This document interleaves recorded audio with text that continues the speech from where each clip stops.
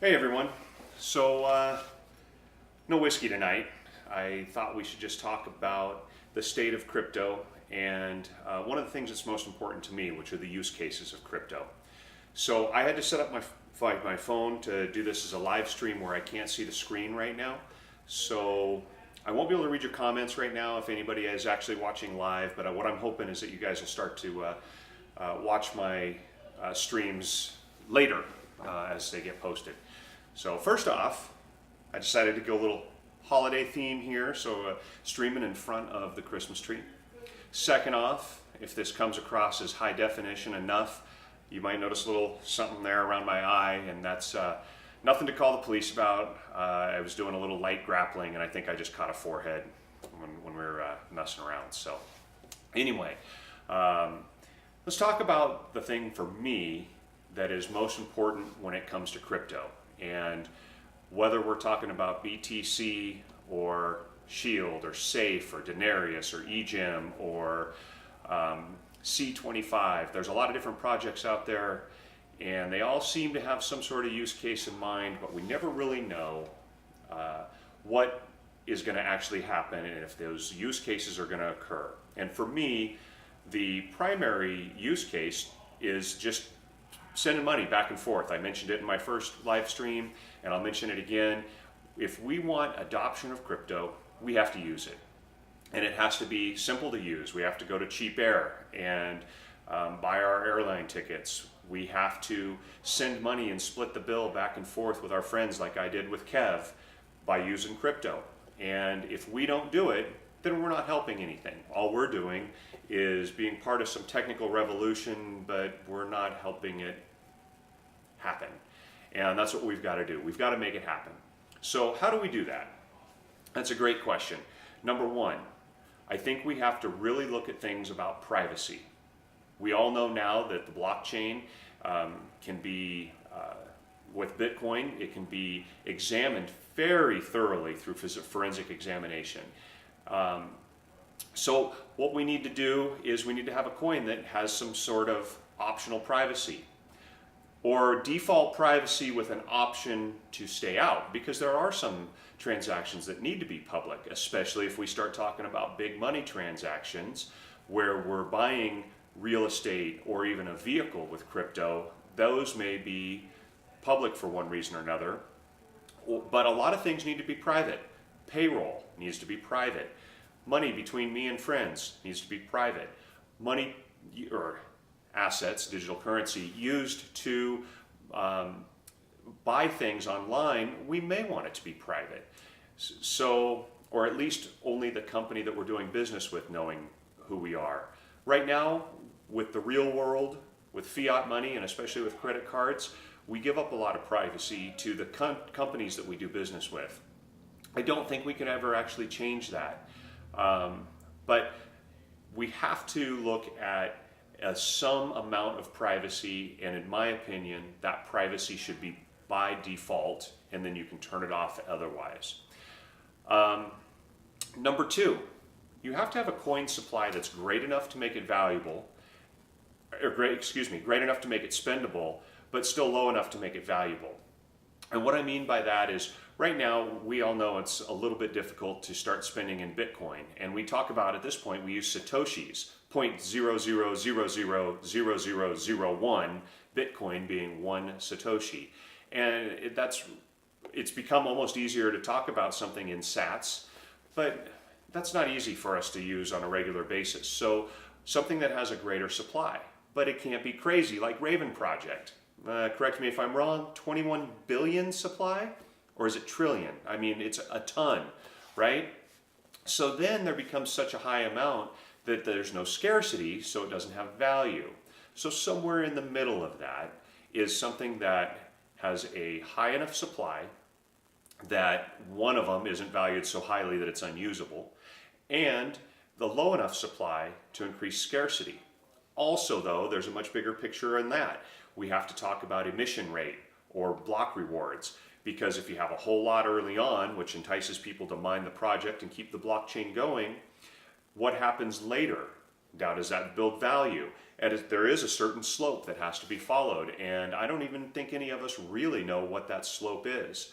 And so we have to look at emission rates. We have to consider some coins that do things like burning transaction fees to build value if they have a higher number of coins to begin with. Or looking at it a different way, where transaction fees are what are ultimately going to be mined to entice people to mine or proof of stake or whatever other algorithms become popular and appropriate. So we have to balance total supply, the time that total supply comes out or emission, our block reward, and transaction fees, and burning things. So all of those things, though, can make a coin that's going to be more stable, more able to be used, because as long as that coin kind of has a stable value, that project will be able to be used for purchases. So privacy, value, as in what it's worth and how we can use it to buy and sell goods. So that's your total coin supply. And then we have to look at what does the cost of mining this coin. We know that there's tons of articles that you can read right now about how expensive it is, how much power is being used just to mine Bitcoin right now, and that's unsustainable, and unsustainable from a carbon footprint position, really. And so that's where proof of stake and some of these other methods come into place. And I think that's real. I think that GPU mining, FPGA mining, and ASIC mining, those things are all going to, and are currently even, becoming less relevant. So we have to look for a project that has a good proof of stake as part of its future, proof of work to get started, keeping a blockchain stable, and then masternodes. We have to look at masternodes that are doing something, because one of the reasons now we'll get to number 3, transaction time. That's part of what makes it usable. Masternodes should be doing something here. That's what a masternode should be doing, is processing a transaction faster and reaching a consensus faster with the backup of all of these full node wallets or Qt wallets or whatever is running, keeping everything solid and large and more immune to attack. But there is no reason why it should take 10 minutes to an hour to confirm a transaction with somebody you don't know. When Kev sent me Bitcoin, I wasn't too worried. The odds of it going through are already very, very, very high. And if something weird did happen, I'd be like, hey Kev, can you send me that 8,000 Satoshis again, or whatever it was that he sent me. So, but with unknown people, especially like point of sale type things, we have to have an instant and stable and strong transaction. And that's where masternodes may be part of that system. And also, not to pitch too much, but Safecoin with safe nodes, that's going to be a little bit of a different proposition. But the way Safecoin already works is it has nearly instantaneous transactions. So, and there's a lot of other projects out there that are Dash-based that, even though it's a masternode coin and the masternode's not making it faster, it is a little bit faster. And but that is part of what's usable. So privacy, coin supply, instant transactions, and then we need something that is just flat easy to use. Now, there's 2 parts to easy to use. One, we have to be able to use it on our phone. QR codes are great. It's got to be easy and quick. I love Apple Pay. I use it all the time. It's better than sticking my credit card into the machine because it's faster than the card reader, chip reader.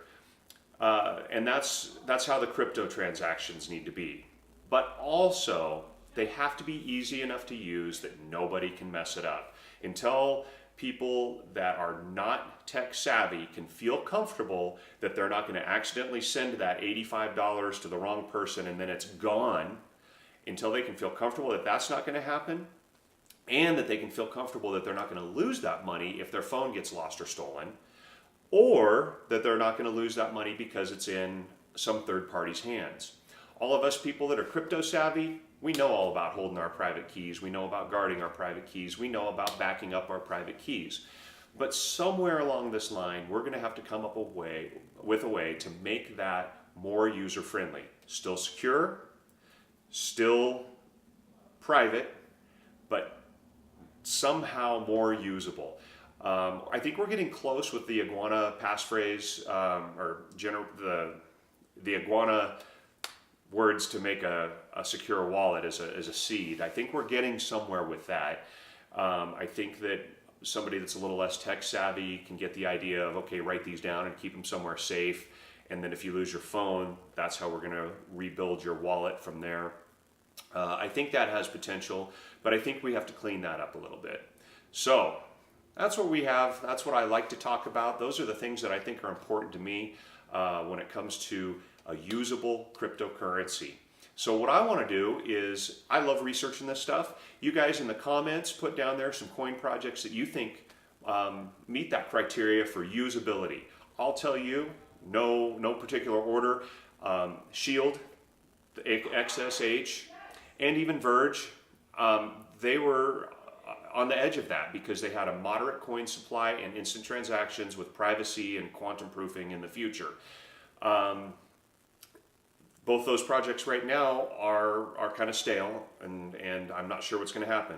Denarius, great coin project. I like Carson Clock.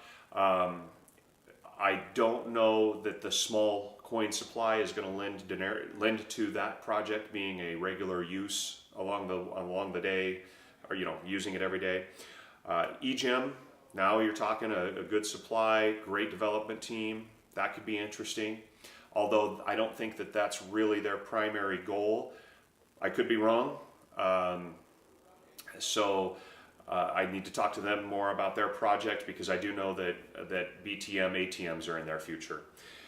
Volvox, VVX, it's a fork of Shield. I'm kind of intrigued by it. We'll see how that goes. Safecoin, honestly, Safecoin has so many potentials as an exchange coin, but also as a regular coin, as mass adoption.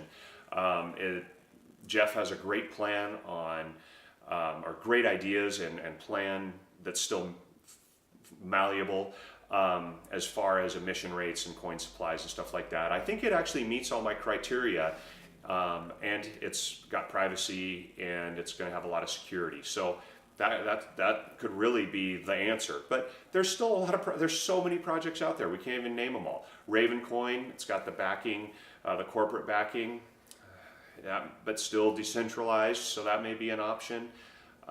So let me know what you guys think, other projects I should look at, and if you want more information about some of these projects from my perspective. I certainly don't know everything, but I do enjoy delving into this and trying to share what I find with other people and sharing my opinion with other people. So let me know. Now, I did say no whiskey. I'm not drinking any whiskey today because it's still pretty early, and I probably won't drink any whiskey tonight, so I won't live stream anything tonight either. But let me know what you guys think on whiskeys. I'm going to tell you, my whiskeys are usually right now are bourbon. I actually prefer some of the small bourbon batches and a cask strength, those kind of things. So if you guys have some good recommendations, and maybe someday I'll line up a few of my empties, because I saved some of my bottles just so I can remember what I've tried over the years, because I don't have any kind of notes or anything like that. And actually, that was something, I'll bet somebody's already made it, but I should try to either write an app or find an app to put on my phone to keep track of all these different whiskeys out there, right? So anybody wants to hear about whiskey, I love sharing my thoughts on that as well. And I know T Bates and Oh So Easy, they've seen me have a whiskey or two. So hopefully we'll all get together someday and live stream and have a whiskey. So that's it. I'm out of here. Thanks for watching.